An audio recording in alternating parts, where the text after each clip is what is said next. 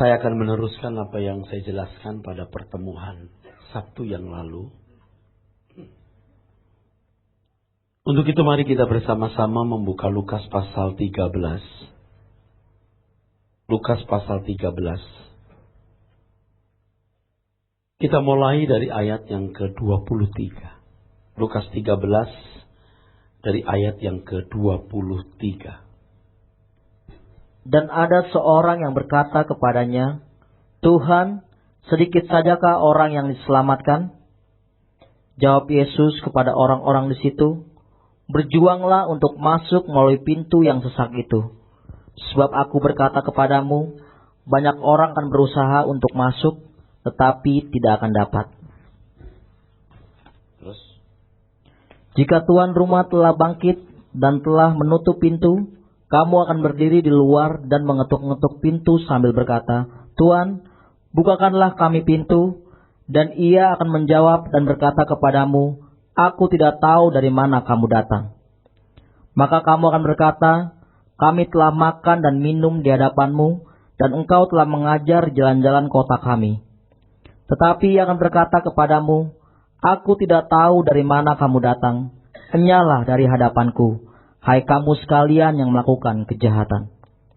Di sanalah akan terdapat ratap dan ketak gigi, apabila kamu akan melihat Abraham dan Ishak dan Yakub dan semua nabi di dalam kerajaan Allah, tetapi kamu sendiri dicampakkan keluar.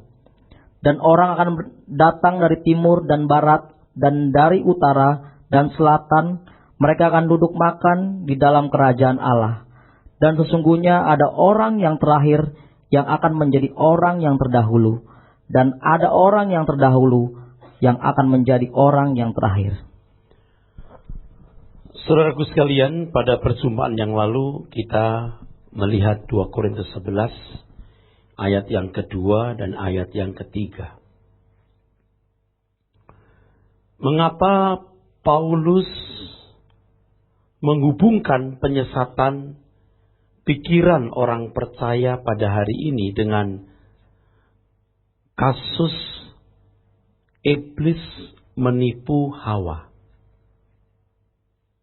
Lalu di dalam 2 Korintus pasal 11 ayat 2 sampai 4 tersebut, Paulus juga menyinggung mengenai Injil yang lain, Yesus yang lain, dan roh yang lain. Perbedaan apakah yang terdapat dalam penyesatan atas orang percaya hari ini, penyesatan pikiran atas orang percaya hari ini, dan penyesatan iblis atas Hawa pada manusia pertama itu? Saudaraku sekalian, ternyata ada hubungannya. Sebab tidak mungkin Paulus menulis tanpa ada korelasinya antara penyesatan pikiran dari iblis atas orang percaya hari ini dan penyesatan pikiran iblis atas Hawa pada zaman itu. Pasti ada korelasinya. Tadi telah kita baca Lukas pasal 13. Sebenarnya yang saya ingin saudara perhatikan itu ayat yang ke-24. Berjuanglah untuk masuk melalui pintu yang sesak itu, sebab aku berkata kepadamu, banyak orang akan berusaha untuk masuk tetapi tidak akan dapat. Lalu kita lihat Matius pasal 7 ayat yang ke-13 dan ayat yang ke-14. Matius 7 ayat 13 ayat 14. "Masuklah melalui pintu yang sesak itu, karena lebarlah pintu dan luaslah jalan yang menuju kepada kebinasaan, dan banyak orang yang masuk melaluinya. Karena sesaklah pintu dan sempitlah jalan yang menuju kepada kehidupan, dan sedikit orang yang mendapatinya." Kita harus serius memperhatikan hal ini, saudara. Harus serius. Bahkan mestinya harus sangat serius. Tuhan berbicara mengenai pintu yang sesat dan pintu yang lebar. Dan ini sejajar dengan Lukas 13 tadi, pintu yang sempit, yang orang masuk sulit, dan kita harus berjuang. Saudara, ini sejajar dengan apa yang Tuhan katakan kepada Adam dan Hawa. Kamu boleh makan semua buah di taman ini. Dan Tuhan juga tidak melarang Adam dan Hawa makan buah kehidupan di tengah taman itu. Kau boleh makan semua buah, padahal ada juga buah kehidupan. Tuhan tidak berkata, tapi buah ini, buah kehidupan jangan kamu makan. Tuhan tidak bicara begitu. Semua buah di taman ini boleh kamu makan. Berarti termasuk buah kehidupan. Tidak pernah kan kita kepikir bahwa Tuhan izinkan Adam dan Hawa boleh makan buah kehidupan. Tidak pernah kita pikir. Tapi dari pernyataan Alkitab bahwa Tuhan mengizinkan Adam dan Hawa makan semua buah di taman itu, berarti termasuk buah kehidupan. Yang dilarang itu buah pengetahuan tentang yang baik dan jahat itu. Sebab pada hari kau makan buah ini, kamu akan mati. Kamu tidak menemukan kehidupan, tapi kamu menemukan kematian. Nah sekarang Tuhan Yesus berkata, ada dua jalan. Sempit dan lebar. Kamu harus berjuang memilih jalan yang sempit. Itu kehidupan. Kalau kamu membiarkan dirimu masuk jalan lebar, kamu binasa.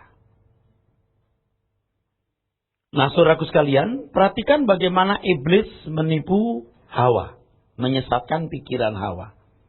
Nah, di Kejadian pasal 3, itu licik sekali ya iblis, saudaraku sekalian. Iblis berkata, kamu menjadi seperti Allah.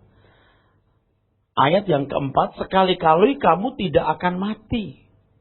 Tetapi Allah mengetahui bahwa pada waktu kamu memakannya, matamu akan terbuka dan kamu akan menjadi seperti Allah. Tahu tentang yang baik dan yang jahat. Ada yang disembunyikan di situ, saudara.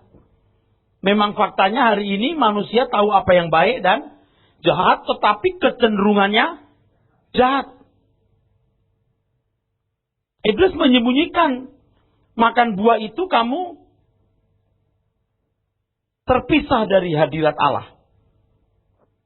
Kamu tidak akan mati. Faktanya juga manusia tidak langsung mati seperti minum obat serangga. Tidak seperti minum cairan obat serangga. Atau obat nyamuk. Cair. Tidak langsung mati. Tidak seperti minum racun. Tapi masih bisa hidup. Tapi pada dasarnya manusia terpisah dari sumber kehidupan. Itu ada separuh yang kelihatannya benar. Jadi yang salah itu yang disembunyikan. Coba perhatikan ayat keempat. Sekali-kali kamu tidak akan mati, tetapi Allah mengetahui bahwa pada waktu kamu memakannya, matamu akan terbuka dan kamu akan menjadi seperti Allah, tahu tentang yang baik dan yang jahat. Ayat yang ke-6, dan perempuan itu melihat bahwa buah itu, baik juga gitu. Baik juga. Kira-kira logikanya ini kita nggak mengada-ada. Timbul pikiran apa dalam diri si Hawa? Kenapa Tuhan menyembunyikan hal ini kepadaku? Kalau ini bisa membuat aku tidak mati, lalu bisa mengetahui yang baik dan jahat, kenapa Tuhan tidak beritahukan kepadaku? Kalau saya jadi Tuhan, seandainya saya bilang, Hawa, aku belum bisa menjelaskan kepadamu, tapi percayalah saja. Amin nggak? Sama Tuhan berkata begini, aku tidak bisa menjelaskan kemuliaan bersama dengan putraku Yesus Kristus. Aku belum bisa menjelaskan kehidupan di balik kematian itu apa, tapi percayalah. Tapi harus meninggalkan segala milik, lalu percayalah. Aku tidak bisa atau belum bisa menjelaskan kepadamu. Nah, saudaraku sekalian, ayat yang ke-6, Dibaca, coba. Perempuan itu melihat bahwa buah pohon itu baik untuk dimakan dan sedap kelihatannya. Sedap kelihatannya. Keinginan mata, ya, sedap. Saya percaya sebagian besar saudara, ya, masih melihat dunia sedap kelihatannya. Dan Tuhan belum atau tidak bisa menjelaskan kepada saudara. Belum bisa. Tetapi percayalah. Percayalah. Saudara ikut-ikut bahasa lama-lama terbuka gitu ya. Terbuka maksudnya nanti. Terbuka, selesai khotbah, tek, baru terbuka. Sudah ngantuk, nggak dapat. Ketika Tuhan Yesus tanya, Tuhan sedikit sajakah orang yang masuk surga? Berusahalah kamu. Sebab banyak orang berjuang masuk, tapi nggak bisa. Jadi bukan, gini loh ya, bukan tidak ada orang berjuang, ada yang berjuang, tapi nggak bisa. Bukan nggak ada orang yang berjuang. Jangan selalu berpikir bahwa semua orang ini maunya ke dunia semua. Enggak. Ada orang yang sebenarnya berjuang tapi tidak bisa. Itu bisa saja orang-orang Kristen yang berjuang tapi tidak tahu jalannya. Atau berjuang tapi kemudian kalah sebelum akhir perjalanan. Atau juga bisa berarti ada orang-orang yang merindukan kehidupan di balik kematian yang indah. Kalau orang Jawa misalnya mencari banyu urip, artinya air kehidupan. Merindukan manunggaling kawula Gusti. Menyatu dengan Tuhan. Dan mengagumkan itu, mengagumkan. Ternyata orang-orang Jawa itu merindukan sebuah kehidupan yang lebih luhur dan unggul dari sekarang ini. Maka mereka bertapa, mereka mencari yang namanya banyu urip atau air kehidupan. Mereka lagi menantikan datangnya Ratu Adil. Rawe Ratu Adil. Raja keadilan. Siapa itu, saudara? Dan saudara jangan anggap enteng ada orang-orang yang meninggalkan keramaian, meninggalkan kemuliaan. Termasuk ada anak-anak Raja Jawa yang meninggalkan kemuliaan, meninggalkan hak warisnya sebagai raja. Lalu menepi jadi petapa-petapa hebat. Ini belum lagi aliran kepercayaan yang lain. Yang memang merindukan kehidupan yang lebih baik dari kehidupan yang ada sekarang. Saya kira termasuk tokoh besar yang bernama Siddhartha Gautama. Kok sengsara hidup ini? Kok begini? Ya toh? Tuhan berkata, I am the way. I am the truth and the life. Akulah jalannya. Nah sekarang kita tahu jalannya. Berjuanglah ini. Nah kalau saudara punya kekristenan tidak ada perjuangan. Bukankah kami sudah akrab dengan Tuhan? Apa saudara tidak merasa akrab nih? Kalau Tuhan nanti menjawab, aku tidak tahu dari mana kamu datangnya, gimana? Bisa nggak? Jangankan saudara, saya saja takut. Jadi setiap salah mesti kita minta ampun, membenahi diri terus. Kalau saudara tadi membaca kan ada orang-orang yang yakin betul dikenal Tuhan kan? Dan Tuhan tanpa perasaan berkata, aku tidak kenal kamu. Dan ketika kita menyaksikan, jangan kita ya orang lain. Tuhan makan, minum bersama dengan orang-orang dari barat, timur, selatan. Wah sedih. Nah kembali ke Kejadian pasal yang ketiga ini saudara. Sedap kelihatannya, terus? Lagi pula pohon itu menarik hati karena memberi pengertian. Lalu ia mengambil dari... memberi pengertian. Pengertian apa? Pengertian apa? Terus? Lalu ia mengambil dari buahnya dan dimakannya dan diberikan juga kepada suaminya yang bersama-sama dengan dia dan suaminya pun memakannya. Ini menyimpan misteri. Kenapa mesti perempuan jadi biang kerok ini? Tapi kita tidak bahas saat ini ya. Nanti lain waktu kita bahas. Sekarang yang kita mau bahas ini soal jalan lebar, jalan sempit ini. Saudara. Akulah jalan kebenaran dan hidup. Kamu mau hidup, aku jalannya. Kembali ke Lukas pasal 13 tadi, saudara. Tadi Matius 7 telah kita baca ya. Yang masuk kehidupan itu sempit. Yang masuk kehidupan sempit. Tapi yang binasa lebar. Saya mau tanya sekarang. Saudara selama ini kira-kira jalan lebar, jalan sempit? Jalan hidup kekristenan yang saudara jalani selama ini kira-kira jalan lebar atau jalan sempit? Oke, kalau susah jawabnya saya tanya lagi.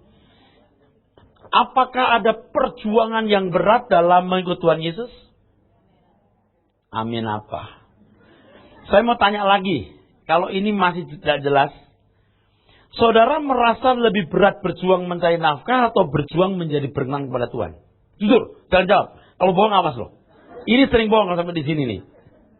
Saudara merasa lebih berat berjuang menghadapi masalah-masalah kehidupan, kesehatan, rumah tangga, ekonomi, atau lebih berat menghadapi kedagingan saudara untuk melakukan apa yang berkenan di hadapan Tuhan? Selama ini. Jangan jawab dulu. Nggak takut saudara bohong. Saya nggak mau. Sebab kenyataan yang ada, orang itu sibuk dengan makan minum, kawin dikawinkan. Masalah saudara yang Anda pikirkan itu, waduh rumah tanggaku kurang bahagia.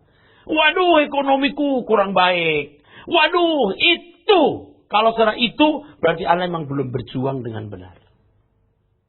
Saya tahu perjuangan hidup, mempertahankan rumah tangga, mencari nafkah, menjaga kesehatan, tidak mudah, ya. Tetapi itu akan sangat tidak menjadi masalah ketika kita mempersoalkan bagaimana menjadi anak Tuhan yang berkenan dan dilayakkan masuk kerajaannya. Nah, kita sekarang makin melihat kan Injil yang benar itu apa. Begini. Waktu ular datang kepada Hawa dan berkata, kamu tidak akan mati, tapi kamu menjadi seperti Allah. Yang pertama timbul kecurigaan Hawa terhadap Tuhan. Kok Tuhan tega-teganya ya menyembunyikan hal ini daripadaku? Ini konsep baik di dalam pikiran Hawa itu rusak. Jadi konsep baik dalam pikiran Hawa itu rusak. Sebab ada baik yang lain menurut setan. Injil itu kabar baik menurut siapa? Menurut Tuhan. Selama ini Injil yang diberitakan rata-rata baik menurut Tuhan atau baik menurut manusia? Manusia. Injil diberitakan supaya perjuangan menghadapi hidup di bumi ini, makan minum kesehatan lebih mudah. Betul nggak? Rusak sekali di situ. Sangat rusak. Kalau mau jujur kita ngomong, itu asli setan. Cuman Tuhan itu baik, masih menopang gitu. Masih menopang gitu. Masih menopang. Kalau di tengah jalan ini masih bisa disadarkan. Tapi kalau sampai tidak bisa, mereka tidak akan mampu lagi mendengar firman yang benar. Telinga mereka tidak sanggup lagi mendengar firman yang benar. Sebab telinga mereka selalu mendengar apa yang menyenangkan. Jadi memang kita keterlaluan kalau ngomong kamu telah kesetanan. Memang keterlaluan. Tapi kalau kamu menuju kesetanan bisa benar. Atau setengah kesetanan. Sebab pikirannya duniawi. Nah, iblis itu juga memberitakan Injilnya, modelnya, versinya, keselamatan versi iblis. Kalau Paulus membuat perbandingan, pasti ada korelasinya tadi saya katakan dalam 2 Korintus 11 ayat 2 sampai 4 itu ya. Kita baca dulu. Rupanya menjelaskan begini tidak gampang bolak-balik. Ya. Bisa ngeh.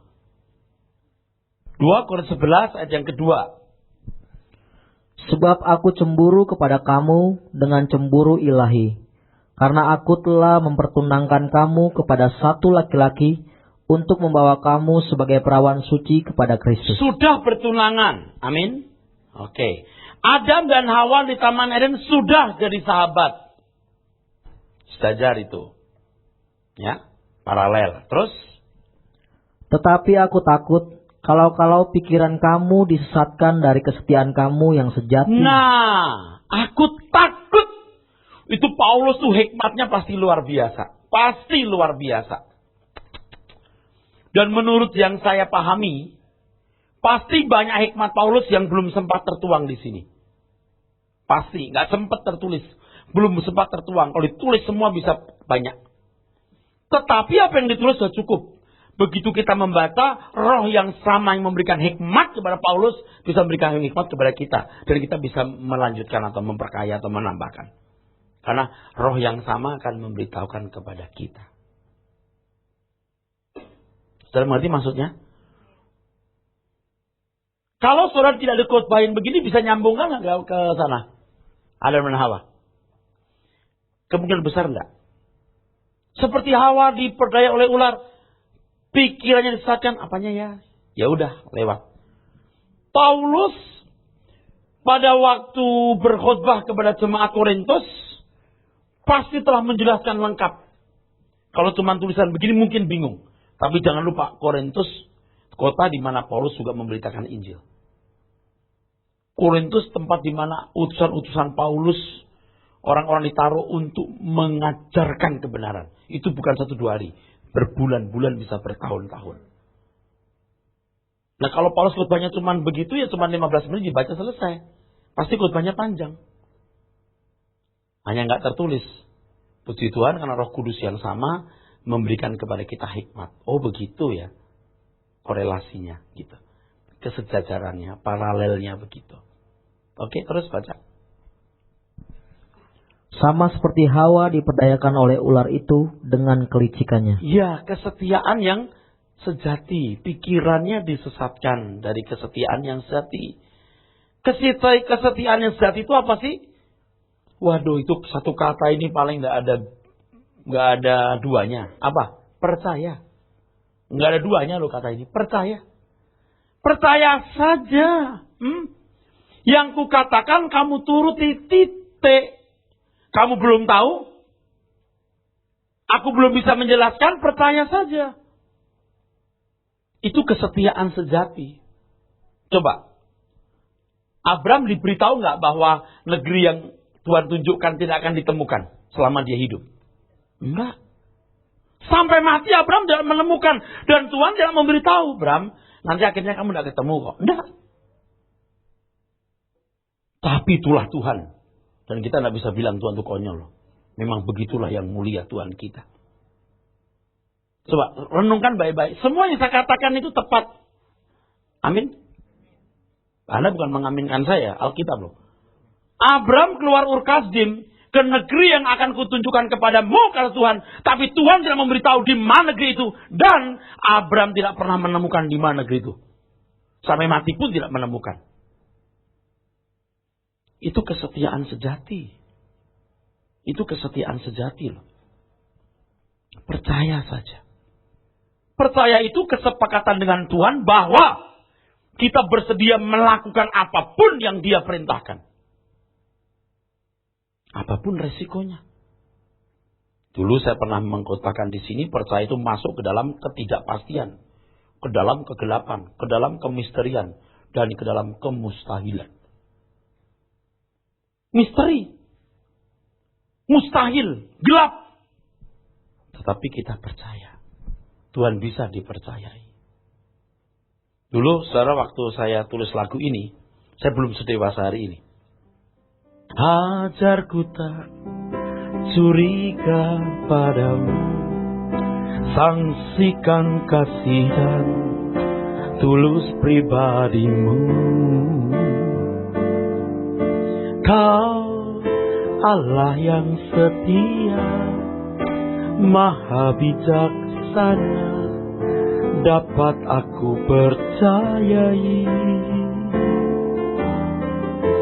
Kasih setiamu tak berubah, berkat-Mu limpah bagi kami. Dalam naungan-Mu ku aman, damai sejahtera selamanya. Tahu nggak orientasi berpikir saya mengenai apa? Di dunia ini. Orientasi berpikir saya masih dunia ini. Ajarku tak curiga padamu, saksikan kasih dan tulus pribadimu. Ini sejajar dengan lagu yang sekarang begini.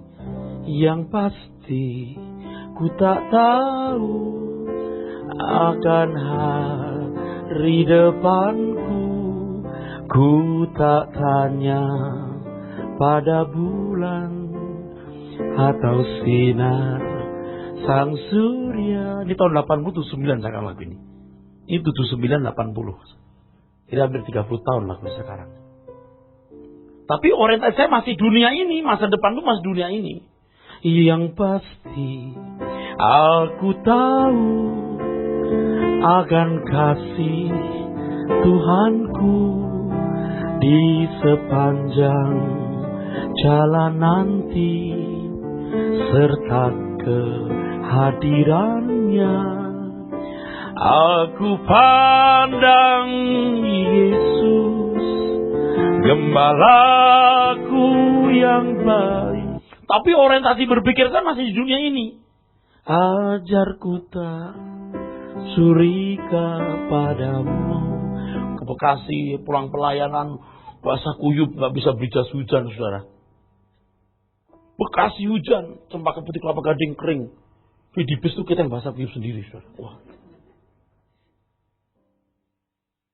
Pulang di pelayanan, gak ada makan, kita cari sisa-sisa makanan. Kan makan dulu jadi satu gitu. Di sekolah kita tuh makannya jadi satu dengan kuahnya. Jadi kalau sudah gak dimakan kan dicampur tuh. Itu kita makan. Udah membengkak jadi seperti itu, kodok bangkong. Dan nasinya udah membengkak. Tapi gak ada makanan. Dan agak anyep-anyep gitu. Tapi karena lapar, enak juga taburin pakai itu. Kadang-kadang kuahnya ada yang sisa kan, belum habis. Kita cari isinya itu. Kan cari isinya susah. Saya tahu nggak kalau penggorengan pakai apa itu namanya? Serok penggorengan. So pakai itu. Seperti Petrus dan ikan di Danau Galilea. Tapi sekarang lagu ajarku tak curiga padamu, saksikan kasih dan tulus pribadimu. Kalau teman-teman bilang, yuk kita penghijauan. Penghijauan artinya makan kacang hijau. Kita penghijauan. Saya nggak ikut. Kenapa? Aku malu karena nggak punya uang. Dulu penghijauan itu kacang hijau dan roti bakar. Daerah Petamburan itu. Saya nggak ikut karena nggak punya uang. Dan saya malu kalau dibayarin ya. Malu. Nanti giliran saya mesti bayarin nggak punya uang. Yang lebih baik kita nggak utang budi kan. Jadi saya enggak. Hajarku tak curiga padamu, saksikan kasih dan tulus pribadimu. Kau Allah yang setia. Nah, sekarang saya nyanyikan lagu itu, tapi orientasi sudah berubah. Hari ini jangankan makan kacang hijau 2 piring, seluruh warung saya beli saya kuat. Seluruh pancinya, seluruh warungnya saya beli saya mampu. Jangankan 1 jas hujan. 1000 jas hujan saya masih mampu rasanya beli hari ini. Enggak rasanya lah, mampu lah. Sekarang saya masih nyanyikan lagu ini. Hajarku tak curiga padamu, saksikan kasih dan tulus pribadimu. Tapi orientasi saya sudah kerajaan surga. Kalau aku hari ini bertaruh, aku rela tidak kaya, aku rela nggak punya tabungan, aku rela apapun ku pertaruhkan buat Tuhan. Sia-sia nggak apa yang ku lakukan ini? Sia-sia nggak? Yang pasti ku tak tahu. Kita nggak pernah tahu surga kayak apa surga itu. Tapi yang jelas indah. Indah macam apa? Percaya saja. Aku pandang Yesus, gembalaku yang baik, disegarkan jiwaku, beri kuatku setiap hari. Sekarang ini kita ini dibawa kepada satu keadaan mau pilih menikmati dunia jalan lebar. Ini berita dari iblis itu begini. Aku berikan dunia kepadamu kalau kau menyembah aku. Tapi Tuhan mengatakan di Lukas pasal 14. Tinggalkan segala sesuatu ikut aku. Suara setan itu lebih keras dari suara Tuhan. Sebab suara setan lewat TV, lewat film. Bahkan lewat khotbah yang tidak alkitabiah. Sekarang suara Tuhan lewat Alkitab yang bisu dan disuarakan segelintir manusia yang dianggap menyerang gereja. Dianggap menyerang gereja, dianggap sesat. Dianggap sesat. Kenikmatan dunia sudah begitu mencengkeram. Hidup indah dunia ini. Seperti Tuhan Yesus dibawa ke atas bukit dan dipertunjukkan kepadanya keindahan dunia dalam sekejap kan? Sama. Injil the salvation of Satan, the Satan salvation juga ditunjukkan kepada manusia. Jadi kalau saya berkata ini terkesan sombong atau kurang ajar atau jahat. Banyak khotbah itu berasal dari kerajaan neraka. Itu suara setan. Memang bukan salah sama sekali. Kelihatan ada baiknya. Siapa sih yang gak nikmat? Ada nikmatnya. Tapi iblis menyembunyikan. Ngerti gak nanti pada waktu semua kita tutup mata lalu Tuhan makan minum bersama-sama orang salehnya. Lalu seorang setengah saleh. Setengah saleh itu gak saleh. Setengah suci itu gak suci. Setengah benar itu gak benar, saudaraku. Ingat khotbah saya kemarin, iblis selalu membuat yang abu-abu. Betul? Dia gak buat hitam sama sekali, abu-abu. Dan setan itu betul-betul sedang merengsek manusia itu jatuh dalam dosa. Dari anak-anak, dari remaja, dari pemuda itu digiring semua ke neraka. Percaya dan saudaraku, digiring ke neraka. Jadi kalau sekarang ya saya berhadapan dengan orang-orang muda, saya khotbah, mereka berkata amin. Ya ngertilah. Kadang-kadang saya berkata gini, kamu gak ngerti loh sebenarnya. Belum ngerti kamu. Kenapa? Sebab sudah terlalu lama kamu disesatkan. Dalam waktu singkat begini, gak bisa dirubah. Kecuali mereka belajar terus, tetap terus. Seperti murid-murid Tuhan Yesus, memang bodoh. Banyak kesalahan. Seperti orang Yahudi mau angkat Yesus sebagai raja. Tuhan, kalau Tuhan nanti menjadi raja, kami jadi menteri-menterinya ya. Tuh, nggak ngerti kan? Tuhan mau ke Yerusalem dicegah. Tuhan jangan ke Yerusalem, tadi disalib. Ya memang Tuhan mau disalib. Tuhan jangan turun gunung, kita buat kemah tiga kemah. Satu untuk Tuhan, satu untuk Musa, satu untuk Elia. Nggak ngerti. Tuhan bangkit pun mereka masih berkata, Tuhan, maukah Tuhan memulihkan kerajaan Israel? Nah, nggak ngerti juga nih. Tetapi murid-murid ini luar biasa. Tetap setia. Sampai mereka ngerti. Nah kita harap anak-anak muda ini tetap bersama kita. Sampai ngerti. Kalau nggak keburu ngerti, binasa. Terus terang ya, banyak di antara kita itu rohaninya setengah-setengah. Berkorbannya setengah-setengah. Melayaninya setengah-setengah. Aduh, nggak ngerti deh saya ngomong apa ya. Nggak tahu saya mau ngomong gimana ya.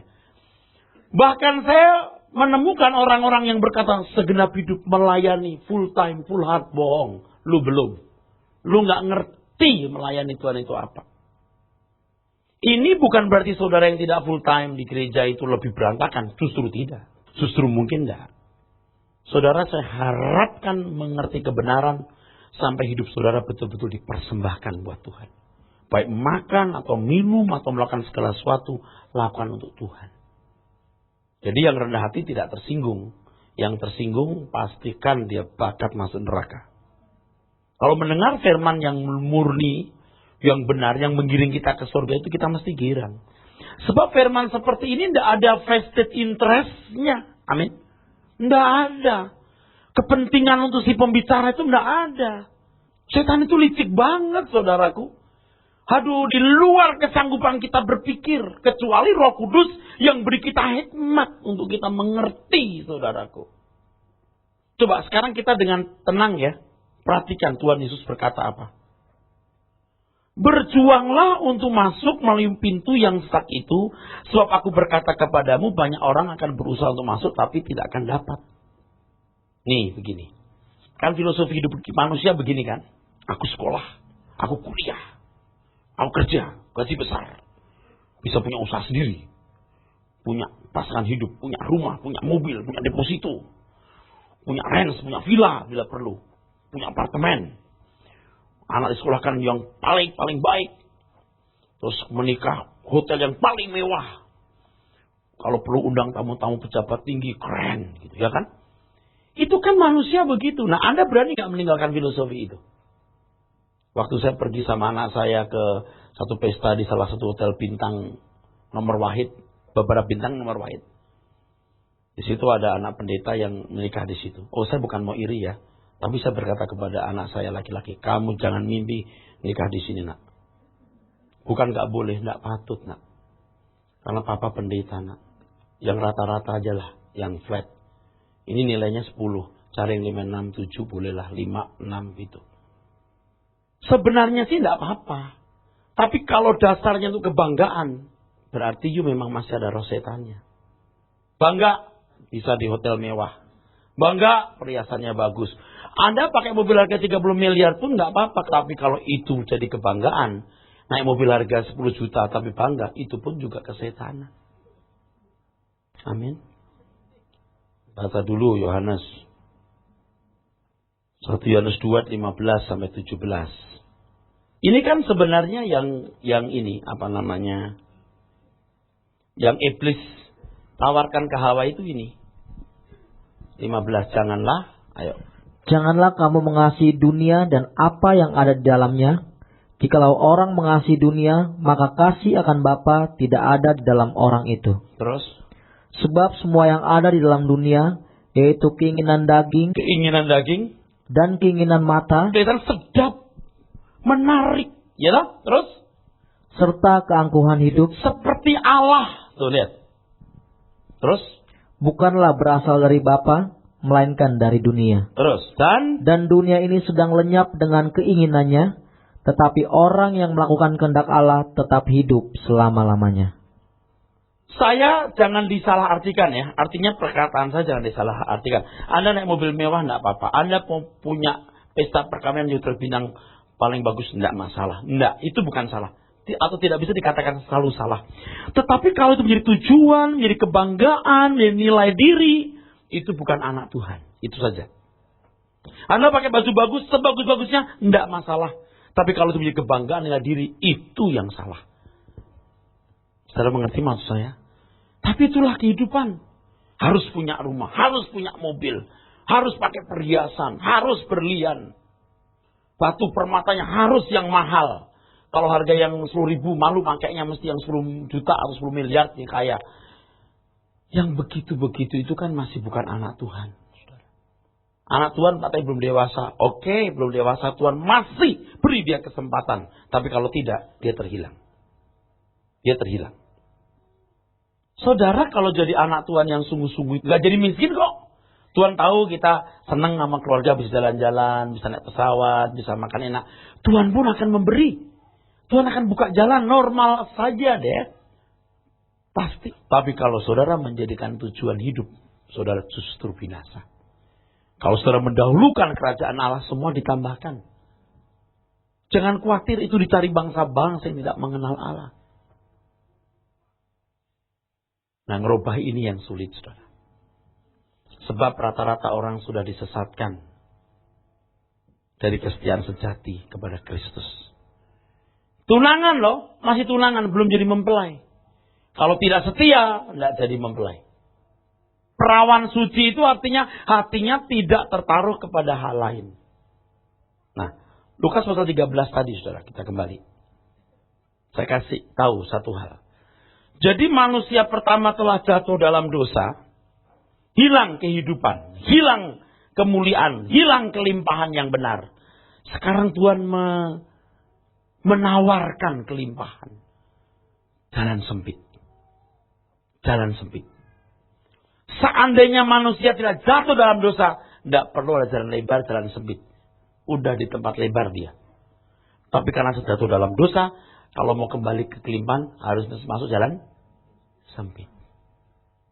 Harus diperjuangkan. Kalau dulu tidak perlu berjuang.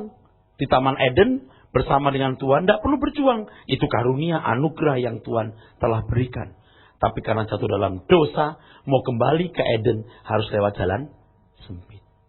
Ya bayangkan kalau orang tidak diajar dengan benar. Ke gereja hanya ditawarkan berkat-berkat jasmani lalu kemudahan hidup.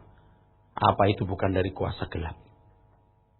Yang mendengar firman yang benar aja masih harus berjuang. Nah, baca kalimat berikutnya. Nih, perhatikan ya. Ayat 25. Jika tuan rumah telah bangkit dan telah menutup pintu, kamu akan berdiri di luar dan mengetuk-ngetuk pintu sambil berkata, Tuan, bukakanlah kami pintu. Dan ia akan menjawab dan berkata kepadamu, Aku tidak tahu dari mana kamu datang. Terus. Maka kamu akan berkata, Kami telah makan dan minum di hadapanmu, dan engkau telah mengajar jalan-jalan kota kami. Menjadi masalah di sini kenapa Tuhan tidak berterus terang waktu itu.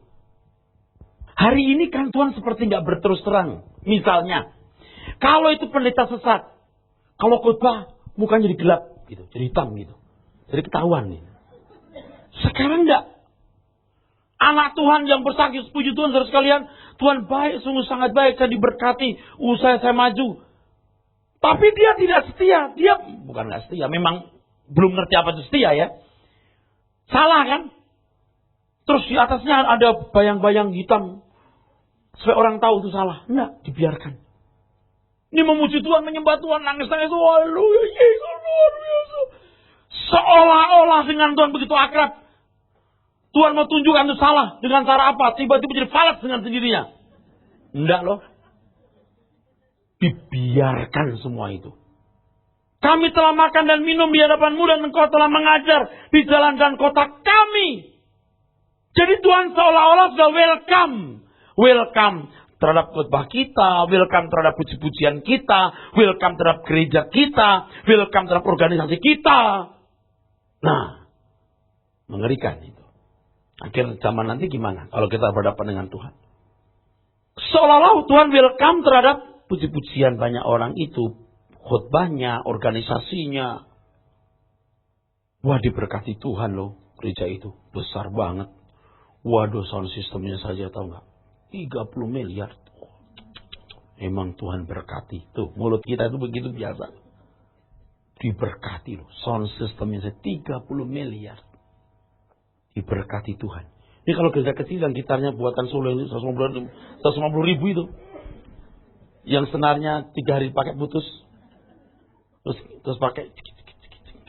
Itu betul loh, gereja kecil itu begitu. Begitu. Pujilah Tuhanku selama-lamanya.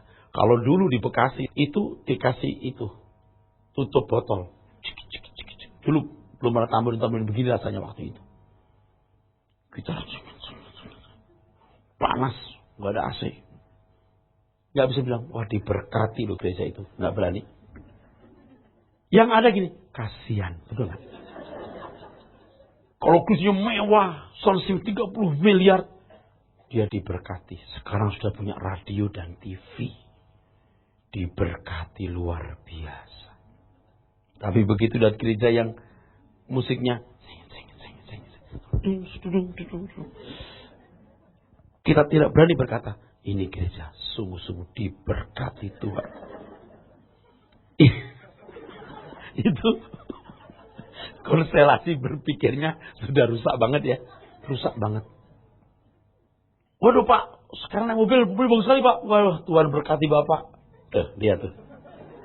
Begitu penderitaan turun dari bus yang non AC. Bus. Hai Pak, luar biasa. Miskinnya. Coba kenapa ya? Mesti begitu ya? Tuh lihat, sudah rusaknya konstelasi berpikir. Ayat 7.